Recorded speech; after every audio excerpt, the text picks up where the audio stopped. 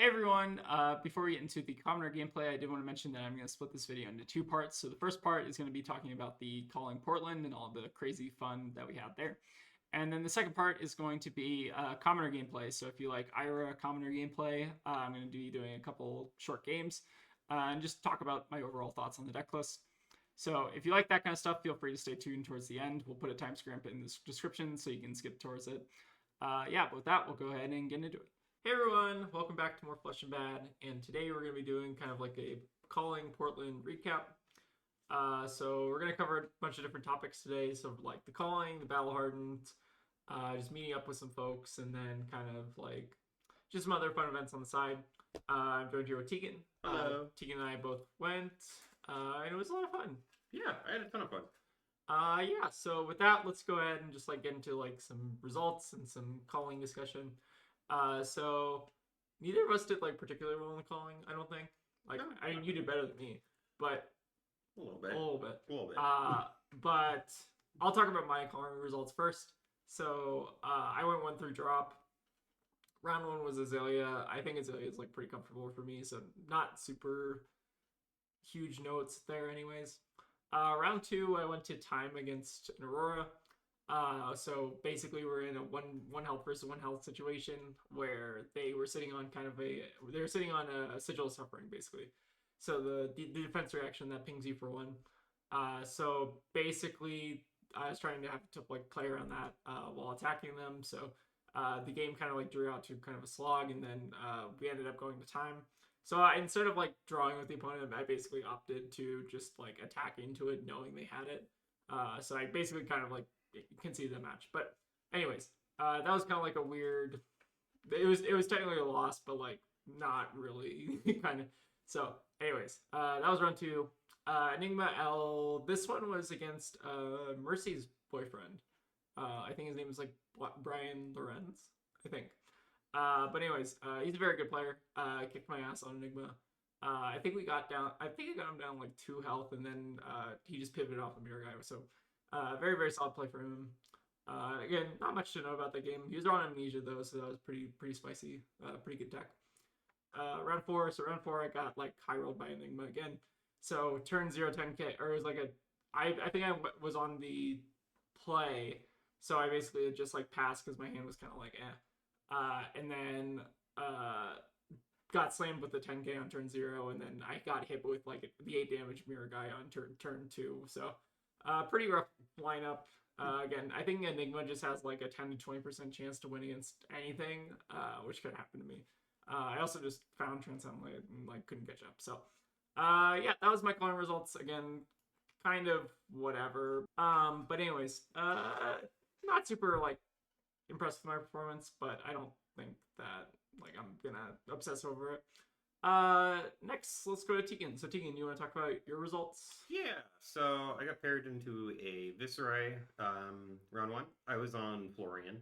I think Viscerai is kind of a little bit of a harder matchup for Florian. We played a very close game. Got down to 1-1 at the very end. Super fun game. Lost it though, just too many rune chants. Round 2 got paired into an Aurora, who was a fan of the channel. So hi if you're watching. I'm pretty comfortable into Aurora. I think that it's still can be a little bit of a difficult matchup for Florian, but you know, if you play it correctly, I think it's like you know, a skill diff thing. So I got that one, and then paired into a new, and that was a very grindy game. And I feel like I piloted that one expertly.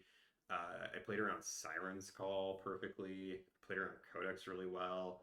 I used felling over and over. I got felling back with the codexes that they were using, and yeah, it was great. Super good game. So I was 2-1 at this point. Felt really comfortable. I got paired into Evan Bridges on Aurora. And I have played against Evan Bridges before at a Battle Hardened when he was playing Zen and I was on Kano. And I destroyed him on Kano. So we pair and he's like, it's time for my revenge. I'm like, well, I'm not on Kano this time. So it won't be the same. Was he on Zen?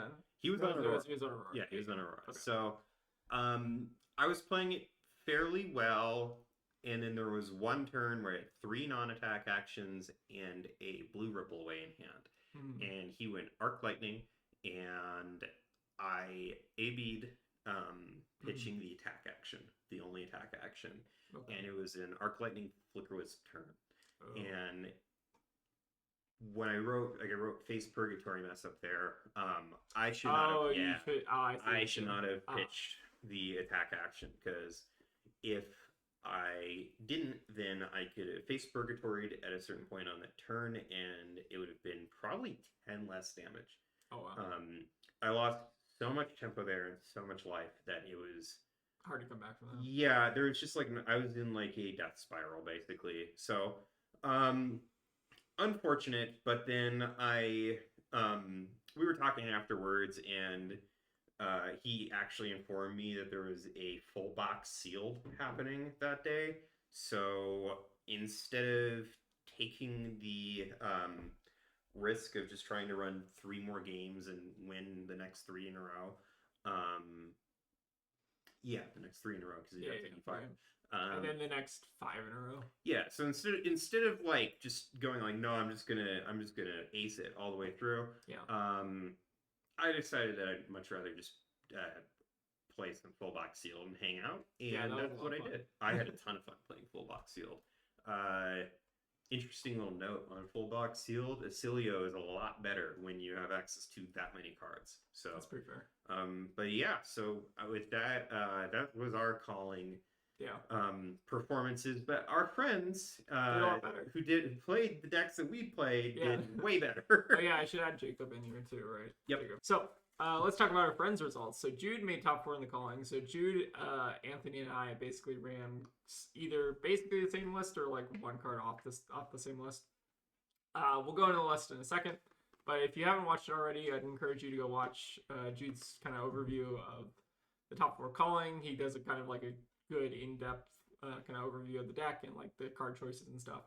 I'm probably gonna do my own video to kind of go like explore some things that I think he didn't cover, but that will be tomorrow. Today we're just gonna go over like the highlights and stuff like that. But he made top 4, and then I think the last game was against CYB New, which is a very, very tough matchup, and I think Jude hasn't been Jude's been playing Zen for like a month or so, a couple months. But yeah, I think he basically like went 2-0 against that same CYB New and like side events and stuff, but couldn't close it. So unfortunate, it happens. I think he got some bad variance in that game off like random banishes and stuff, but is what it is. But he did very, very well, and a lot of the deck inspiration and ideas came from him. I was also able to convince him on a couple of different things, but we'll talk about that in a little bit. Anthony also made day 2. So Anthony was basically on the same list, plus or minus 1 card. And he also day 2 on the list, so that's very, very impressive.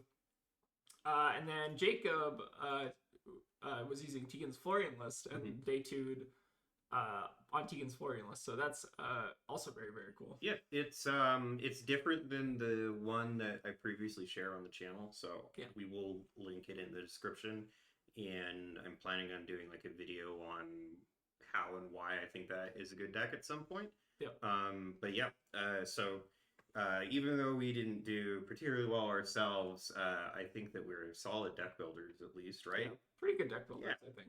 Sure. So so to go into the list a little bit, so this is the list that I was running for the Portland Calling. So we just have a very, very defensive Zen package. So we have kind of our normal suspects, like our normal combo cards and stuff like that.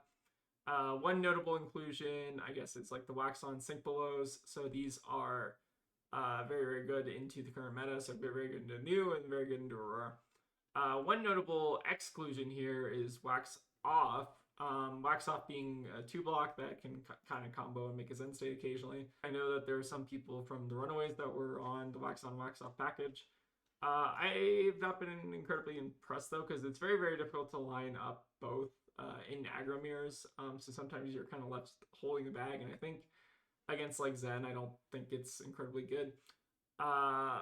Just because the game doesn't go that long, it's a little bit harder to line up. The Tiger Eye Reflexes were also very performant. But yeah, The main, I think, controversial choice, I think that Jude and I were kind of talking about is E-Strike.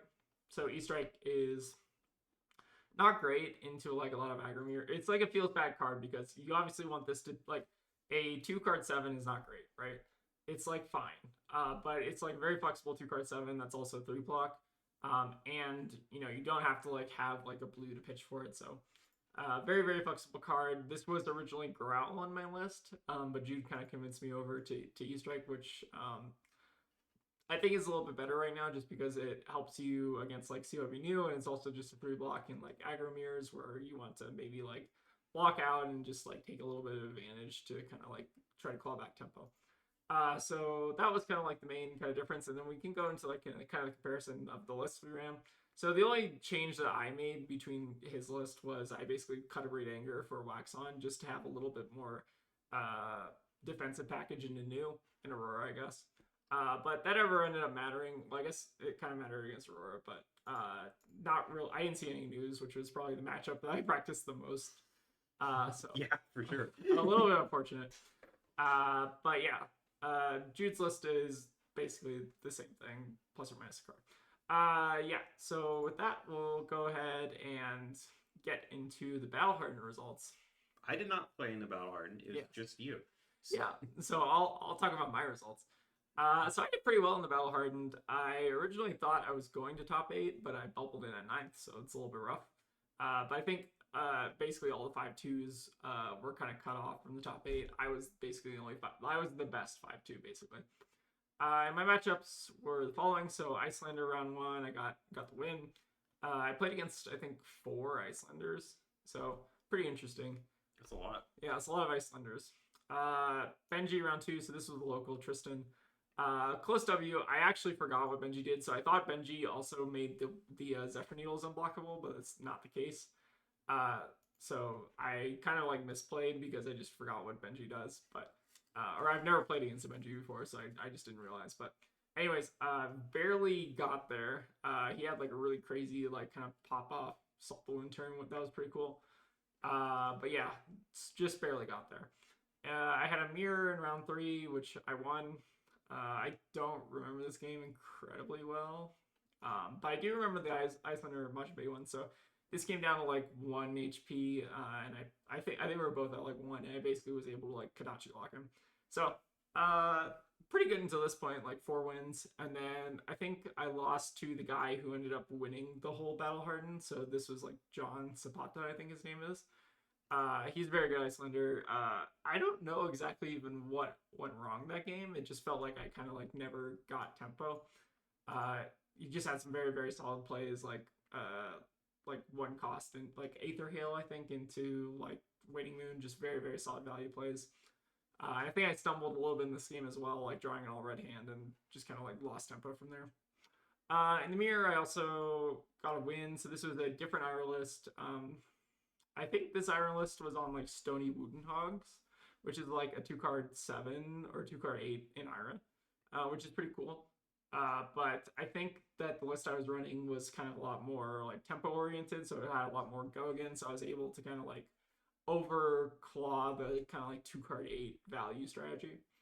And then round 7 Icelander. So this is my win and I lost. I basically bricked on the Icelander combo turn. So the Icelander combo turn, if you don't know, is like you do like a 0 cost from Arsenal, or like any spell from Arsenal really, and then you do like Waiting Moon plus Snapback. So that's basically like kind of like a 3 to 4 card 8 basically, but it's all arcane damage. It's all kind of like split up.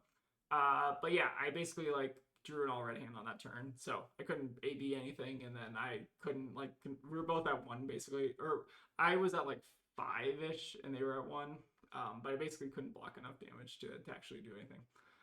Yeah, so overall I finished on 5-2. I thought I was like pretty close to top 8 if there was like a 6-1 that kind of like fell out, but apparently all the 6-1s made it to top 8. So kind of unfortunate, but I think I did pretty well for, basically never having played the format except the night before. Yeah, that's the best part.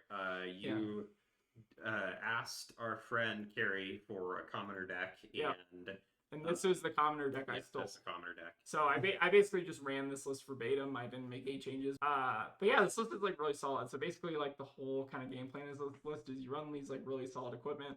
So you run like 1 block battle worn, 1 block battle worn, 1 block battle worn, like 3 battle worn equipment, which is really good. This one makes a resource, this one makes a tiger, and then this one gives your tiger +2. Yeah, but the hardest part about this deck was learning that Terran Shuko, you had to play before you play the tiger, so this is not like a reactionary thing. You have to play this before you play the tiger, or else it won't get the buff. And I learned that the night before, so I never misplayed with it. I have a question. Yeah, what's up? What does Mask of Three Tails do?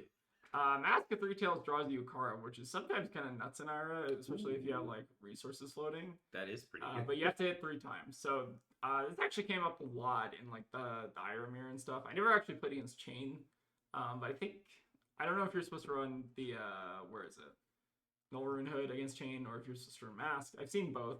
I think that Naive was running like Null Rune Hood against Chain. So I think you also want just like Null Rune Hood for like Icelanders, so you can do like if they Aetherize when you pay 1 and then you pay 2 to not discard basically. This deck's also got like a lot of cool sideboard cards like Arcane Polarity. You basically play this against anyone who has an arcane damage effect, and it's kind of like a 0 for 4. 0 for 4s are really good, but 1 for 4s are also quite solid. So you got like Bitter Informants with Go Again. This is sometimes like a 1 for 6 in IRA.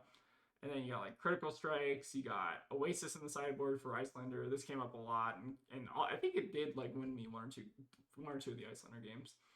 The whole combo with this deck is also just playing Key Unleash. So you have 2 copies of Key Unleash in the deck. I've cut 1, I think, in the Icelander matchup just because it's kind of like clunky to play a 2 cost, and you're not always guaranteed to have all the resources for it. But it's pretty good. So you basically just like whenever you see Key Unleashed and you can play it, you pop your Pouncing Paws, you pop your Terran Shuko, and then you can also pop your like Blood Scent to help cast it. So it's like just a very, very solid card. And then you're also running the backup Predatory Streak in case you use your Pouncing Paws and then you draw into the other one, and then you can play it. But yeah, you're just running a lot of blue 3 blocks. So and some 2 blocks, but you got like London Press for like confirming kills, and then Predatory Streak for generating Tiger. But everything else is I think a 3 block. 1 Insult the Wound. This card wasn't like super impressive, but I think it came up like once or twice. It came in for like 5 or something, so not bad. And then basically just a bunch of 1 for 4s, 1 for 5, Scar, Razor Reflex, kind of your normal IRA suspects. Again, this deck's not like incredibly hard to pilot. I think if you have like very, very strong fundamentals, you can pilot this stuff pretty well and do pretty well with it. So I feel like that maybe speaks more towards me as a player, because I didn't really know like the commoner meta game necessarily, but I feel like I just had the fundamentals to kind of like play out my cards basically. Did you have fun playing the Battle-Hardened? It was a lot of fun. I got to talk to a lot of people who were playing the Battle-Hardens. I got to talk to Majin. I got to talk to Brody. Yeah, it was a lot of fun just meeting everyone and just sitting at the high table, kind of playing some games. Cool. Yeah. Well, speaking of meeting folks, we met a bunch of people. Yeah, so we took a bunch of pictures with people too. Yeah, so T and I both met Lupine in person for the first time. So really cool guy. He also put up like a calling results. So if you haven't seen that, go watch those. Those are always entertaining. Brody, also, I met Brody while we were doing the Battle-Hardened, so I gave him one of the Swams. So I was actually handing out these Swams with recommended BM Tiger names. So I think I still have a couple left. So I think I have like Flex and like Crush the Weak and maybe Mounting Anger left. But the Full Tilt got taken, the Dali got taken, Brody took the Dishonor, Toxicity got taken, that's a bad beats up there. I kind of like messed up the formatting when that was the first one I did. And then Humble I think also got taken. So I had a lot of fun just handing out Swams. I had Tegan buy like 7 of them from one of the vendors there. I did. just for a meme. I had a ton of credit because I was just grinding sealed events and then trading in things from sealed events for credit. And at one point I was like, how much is 7 Swams? And they were like, I don't know. It's like $5 or something. $5. Like, all right. Yeah. I think they were like, why do you need 7 Swams? And I was like, it's like, my girlfriend wants I them. was like, Aurora wants to sign them. Yeah. I'm like, we're not going to play with them, that's for sure. Yeah. So I signed a bunch of them, given to Brody. Brody and I also talked about his slow play. So or not his slow play, but his alleged slow play. And I told him about the Flesh and Blood Talishard any percent speed run that we did. So Brody, if you want to beat your slow play allegations, I encourage you to try to beat my record on the speed run, as I am currently uncontested and the undefeated champion of the Flesh and Blood any percent speed run. Yeah, but that's pretty much kind of like who we all met. We also met a bunch of fans and handed out these. We also met Nathan from Savage Land, so we knew Nathan. Well, we knew Nathan before; he was a local, but Yeah. we haven't seen him in a million years, right? That's true. Yeah, Nathan. He's been busy. Nathan was the reason I kind of even got into the game. Yeah. So it was cool seeing him there. He was playing Rhino again, which is cool. But yeah, and then this is you watching Jude's semifinal match with our friends in Pankaj. Yeah. So we were all watching on my like shitty Galaxy Z Flip 4, and I was kind of like, we're kind of like narrating the game because this is Jude's top 4 game, and he was kind of in a rough spot at certain points of the game, so it was definitely a bit of a clencher of a game. Looks like the war room from like from, like the White House or something. Yeah, it's very, very everyone's so serious. Thor was stressing, I was stressing, Pankaj we were all rooting for Jude, so it was very, very fun. Yeah, and then that was a cool experience. I gave Jude my Zen state for good luck, my cold flow Zen state. So hope that served you well, Jude. And then Tegan also did Team Sealed, which you had a ton of fun with. Yeah, so if you haven't tried Team Sealed out, it's very fun. You and 2 of your friends, or just 2 people that you can rope into doing this, form a team, and then you get a whole box, and you make 3 sealed decks from that whole box. So you get to swap cards between each other and like build the best decks that you can out of all 24 packs. You can't have the same hero, so you weren't allowed to run 3 Florians into everyone. That probably makes sense. Yeah, so the way we did it was I played Basilio with just like Lightning and Arcane. Yep. Our friend Alex, who's in the picture wearing the black t-shirt, he played Verdance, who had 2 Earth cards and just a bunch of Arcane and Exploding Aethers, so he was just playing Burn. And then we gave all of the good Florian stuff to our friend Nick, who had like a Felling of the Crown and a Flounder and all of this really good stuff. And it was a ton of fun. We, I think, went 2-2. But if you haven't tried Team Seal and you're at one of these events, it's definitely one of the more fun events that they had. This is super cool one. I only did the classic constructed side event, but I went 4 on that. The whole weekend and the whole event was like a lot of fun. Yeah. It was put on by Fab Foundry, which was our local game store back in Portland, and they did a wonderful job running it. Yeah. Definitely encourage you all to check out Fab Foundry if you haven't. It's very, very good store, very good community. Yeah, it was also just good being in Portland again. It felt like just kind of going home and going to like a really big armory in a lot of ways. Yeah. But yeah, it was a ton of fun. Yeah, I'm also glad that we got to show that like the Portland players are very, very strong. Like Jude top forward. I'm trying to think who else was like. I mean, I got top 9 in the Ballard, but I'm trying to think. There are a bunch of other people who were like high tables in the calling that were from Portland. So pretty proud of that. Portland people are really good at Fab. Yeah, Portland people pretty good. Yeah, but I think that's gonna wrap up the video for today. Anything that you think we forgot or? No, not particularly. It was a fun time. I had a lot of fun meeting a bunch of people. It was neat that we got recognized by... Yeah, we got recognized by at least, like, 20s. I want to say, like, slightly less than 20. Maybe, like, 15, 18 people. Yeah, it was kind of neat. But, yeah, we're going to go to more of these in the future. It's going to be a little bit before we go to, like, another big event. I think the next one we're going to try to do is, like, the February... Yeah, the Star City Games Con in Portland again for the Battle Hardened there. Yeah. Just any excuse to head back to Portland. Yeah, but we'll try and go to some bigger events throughout next year. That's fun. If y'all ever see us, like, feel free to say hi. I'll probably have like dumb fucking cards that I've signed that are just like stupid memes. Yeah, we need to get a meme for you. You need a meme. No, I don't. Okay. But anyways, thank you all for watching, and it was nice meeting you all in person. And then again, if you ever see us in person, like feel free to come up and say hi. Like, it was a lot of fun just meeting everyone. And Fab community is great. Best card game community there is. Super happy to be a part of it, and yeah, it was a ton of fun. All right. Well, anyways, thank you all for watching, and we'll see you all next time. We're gonna get back into the kind of like normal content stuff tomorrow, so I might do like a Zen deck tech, and kind of like talk through, go more in depth into like our card choices and like what all we chose to run, what all we were considering, and stuff like that. Yeah, but for now, thank you all for watching, and I'll see you all next time. All right, we got an Icelander. I think against Icelander, we generally want to go first.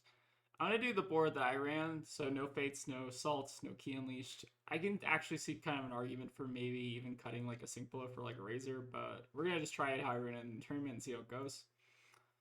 So here, okay. So Scar for Scar is just a 0 for 4. Pretty much never have go again against Icelander, but I think here we're just going to do Kodachi, Bittering Thorns, Kodachi. Seems reasonable. And then we can maybe hold on to this blue for next turn. We could even send in another Kodachi here. But I think actually maybe Kodachi and on Scar for Scar is actually better, just so we have the starter in Arsenal. Makes kind of sense. Alright, so he goes 2 block, that's fine. And then I guess we'll give them 0 for 4 just so that they can only filter 1 card at least. Seems reasonable. Alright, so they have a sync for that. That's fine. So they'll still get a little bit of filtering here. It looks like they're bottoming. Sure. Okay, so we still get to hold on to Bittering Thorns, which is good. And then we have a blue for next turn, which, oh boy, did we desperately need.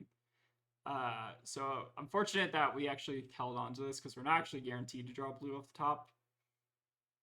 All right, here we see the blue Aether Ice Vein, which is going to be a little bit rough for us. I think the correct play here is probably just to discard Sink Below. Yeah, I think we're not paying into this, and then we're not paying, so we'll just discard the Sink Below here. Pretty good card. Again, that's kind of what the Oasis is in the deck are for. Again, we're not trying to like necessarily AB that card. So let's start our turn. We can start our turn with Bittering, or we could start with like a leg tap. Both have merits. I think I do like Arsenaling leg tap maybe, so maybe playing out the Bittering is slightly better. We play out Bittering, they make a Frostbite, and then we can still play the other leg tap. So I guess we can do that.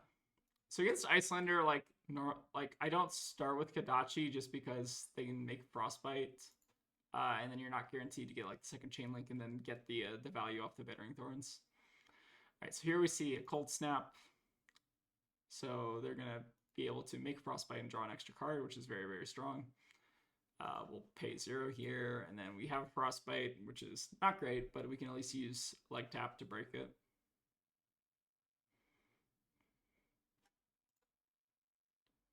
Seems like they may have React here. Yep, pretty good.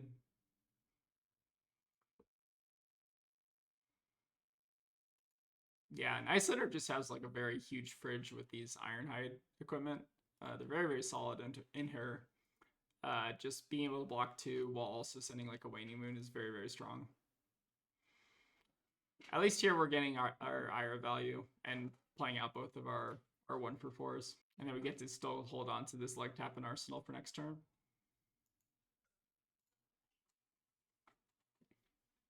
I think there's definitely an argument to like cutting Sync Blow in this matchup, but a lot of Icelanders are still just running attacks anyways.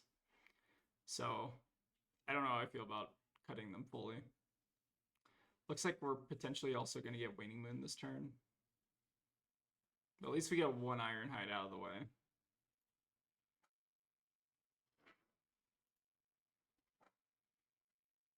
What do they block with? They block with the Brain Free? No, they pitch to Brain Freeze. They also block with a Brain Freeze. So they have 2 Brain Freeze at this point, and they're going to finish on Waning Moon. Yep, so we'll take 3 off the Waning. Pretty solid. Again, we didn't really have an extra blue to kind of pay for that. This could be a pretty good Key Unleash turn. The problem is the Aether Ice Veins. So option 1 is that we haven't seen any attacks out of them yet. So this Aether Ice Veins pretty good. So we can discard the Critical Strike, or we can discard the Key Unleashed. I think it's probably worth just sending the Key Unleashed, though. Like, we should be able to do it. The problem is we have to crack all of our equipment if we want to do that. Which is definitely a little bit risky. Especially if they send an attack later in the game. So I think we're definitely just taking this. Could also discard a blue. Is that good? Or pitch a blue. It's not terrible. Yeah, maybe we just pitch a Whelming Gust Wave. So they're arsenaling Brain Freeze. They'll pay 2 to avoid discarding, I guess. Guess we get the 1 extra Arcane, and then we can Arsenal the Key Unleash for next turn, maybe. Alright, we'll start with the leg tap.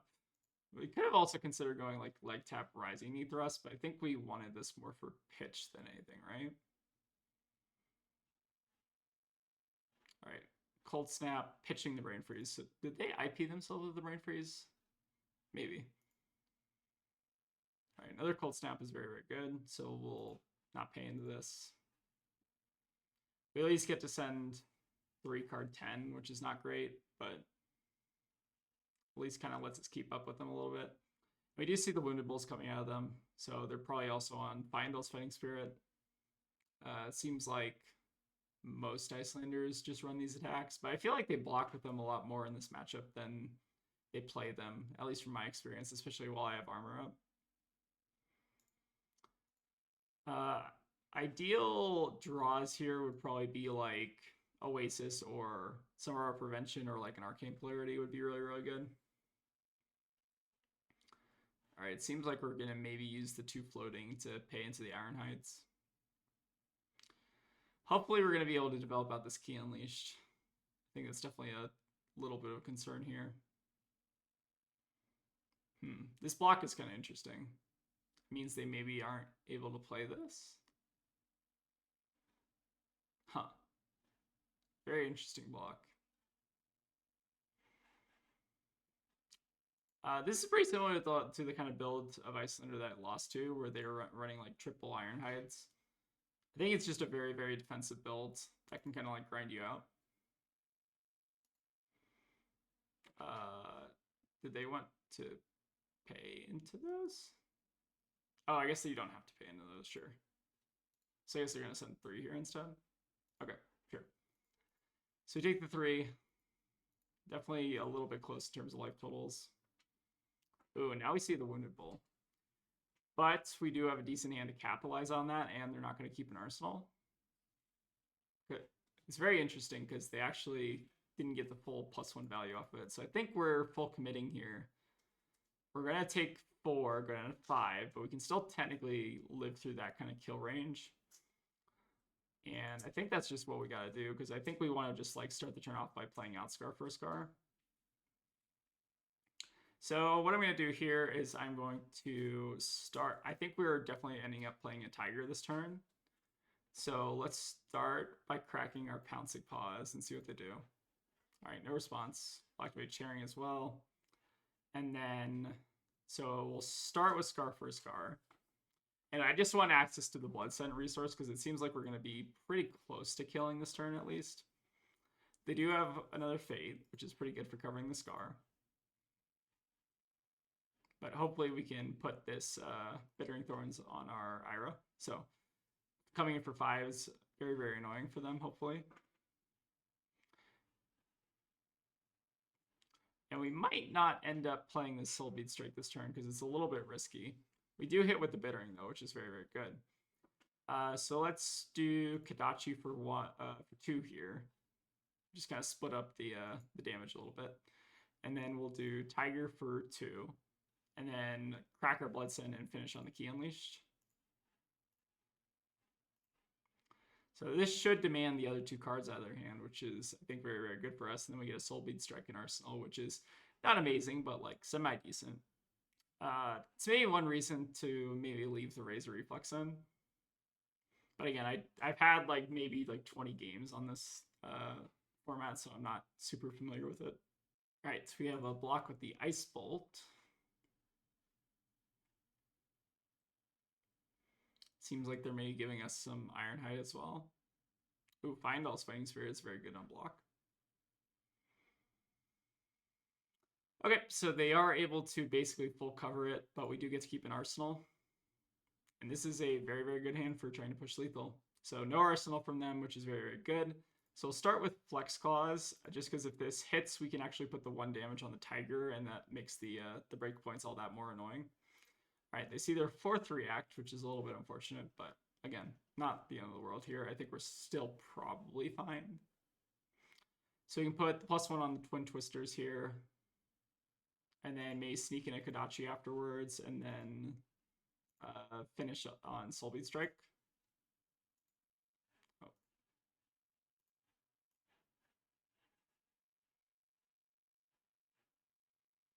I think that's going to be the line. Ooh, we see a Yellow's Winter's Bite. That's very, very spicy. I don't think I've ever seen this card before. Cool. And then Kodachi, and then we'll finish on a 0 for 4, which will demand the last card out of their hand. So this is basically a Kodachi lock. And then we're sitting on the brush off in case something goes horribly, horribly wrong, but I doubt it will. Having Icelander go off an Arsenal, I think, is very, very important. I think we got a little bit lucky there. Yeah, so we get the last Ice Bolt out of their hand. And then I guess, oh, we can just pitch the brush off to Kodachi now that we have guaranteed lethal. So yeah, pretty good turn. Yeah, let's do a rematch. I guess Icelander is the deck I probably played the most against. Let's maybe try the Razor Reflex in over... What do we want it over? Can maybe take it over a Sync and see how that goes. Maybe even just... Let's try no reacts and see if that works. Again, I'm curious. Because the reacts have been more clunky into Icelander than I feel like maybe they should be. I feel like I just haven't gotten attacked by an Icelander with like a normal attack in like the last 4 or 5 games I played against her. Alright, so them going first is obviously a little bit unfortunate. But is what it is. We're just going to use this opportunity to fix our hand, I think. So I don't think we actually want to hold on to the Razor Reflex. I think what I'm probably going to be doing here is pitching the Torrent of Tempo into AB and then discarding Razor. Or I guess we can pitch the Razor. Just save it for a second cycle.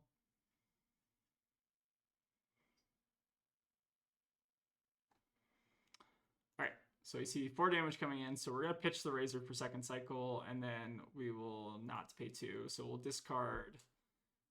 We can discard Torrent, or we can discard Flex Claws. I think I like holding on to Flex Claws just because it's guaranteed go again in case we draw more attacks. Here, I think I'm fine pitching a blue as well, so I guess maybe we should have seen the Waning Moon coming, but it's probably fine. So we get a little bit of filtering here. We get to keep holding on to our Flex Claws, which is really good. All right, and we didn't brick, which is also very, very good. So let's start with Flex Claws because this threatens the Tiger on hit, which they don't know could be good, could be bad. I've seen some IRA lists run like Pouncing Key. I'm not like a super big fan of that card, but this does threaten like basically Key Unleashed, just kind of like the big target. All right, so they're gonna have an Aether Hail this turn, so they're gonna use Spellfire Cloak to do it. Okay.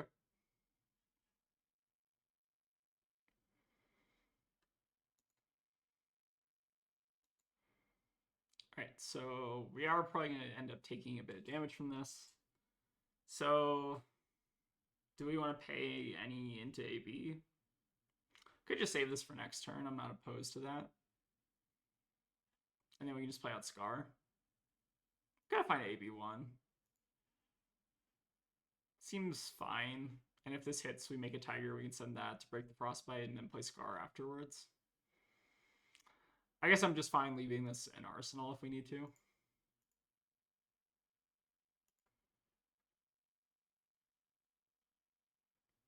Alright, and then we'll attack with Tiger for 1.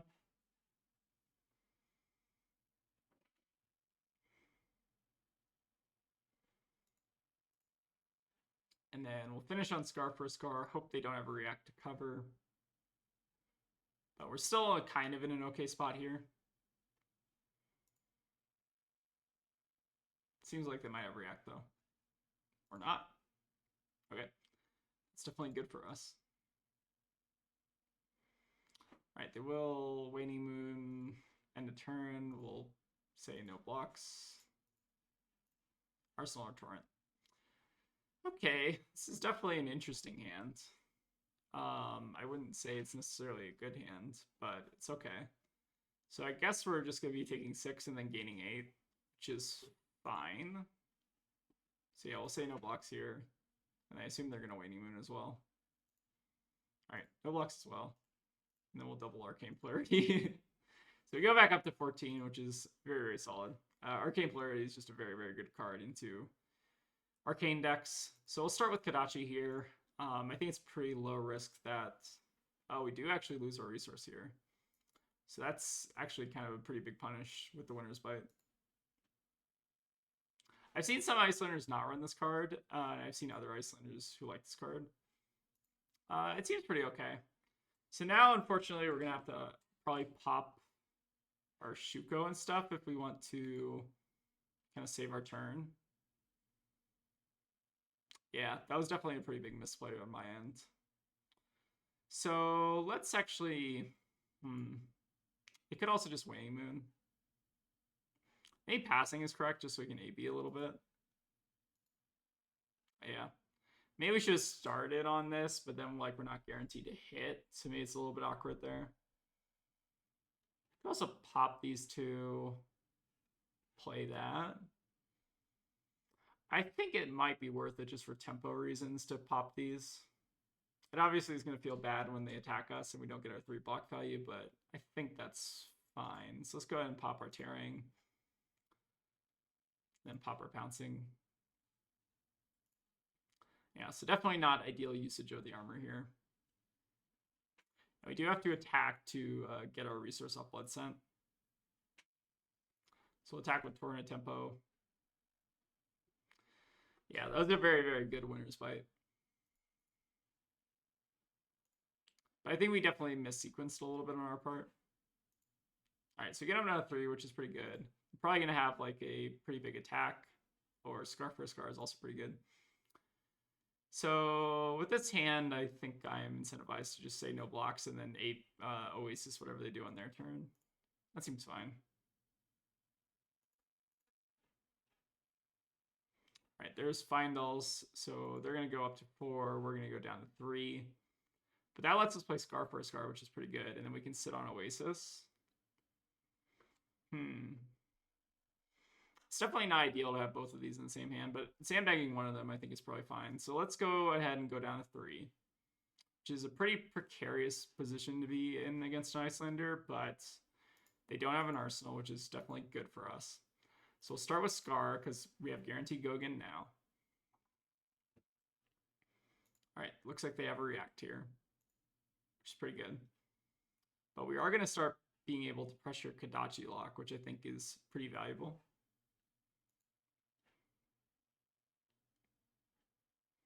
The only problem here is that we can't really pitch our Oasis to give our Kodachis go again.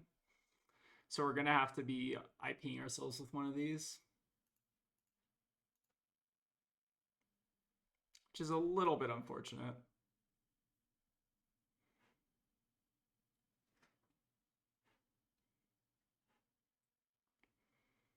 Could also not do the second Kodachi and then Oasis our own attack and gain a life. And then we arsenal the other Oasis.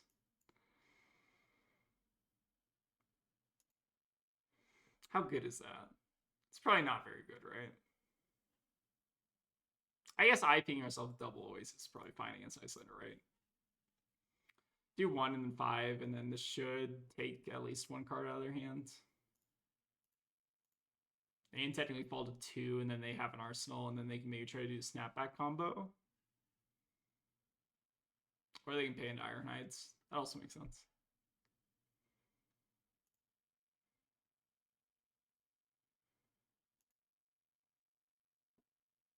Okay.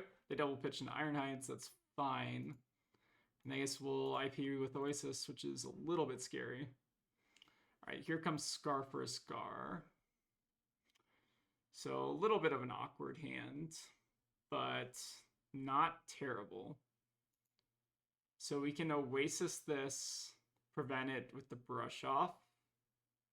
And then we hold on to the other Oasis. And they're still not going to be able to do snapback combo.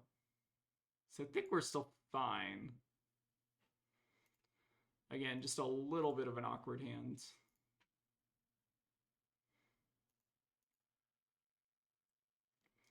But we should have him pretty close to Kodachi lock here. Because we do 1-5-1 Arsenal Oasis pass. They shouldn't have an instant speed way to deal damage on our turn without an Arsenal. At least that, not that I know of. I'm trying to think if there is a card that lets them do that. Again, my commoner like knowledge is not very good in terms of like all the cards that exist in the format, but I know like the best ones, I guess.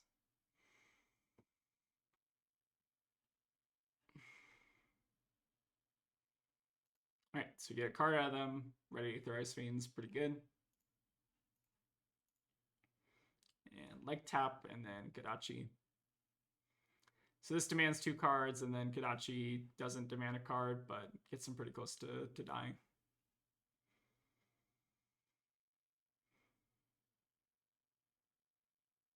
I don't even know if there's a way that they can like Waning Moon on our turn without an Arsenal.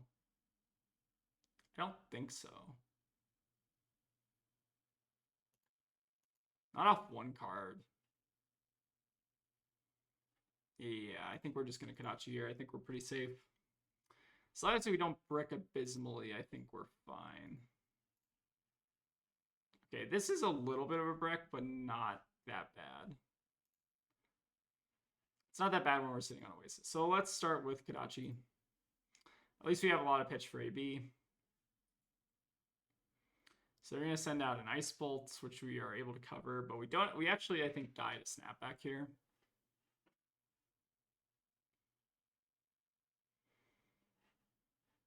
Yeah, so a little bit of a stumble on our part. They are pitching 2 reds, though, so maybe we're fine. So let the Icelander resolve. And then we still die to Snapback, which is a little bit unfortunate, so we'll target the Ice Bolts.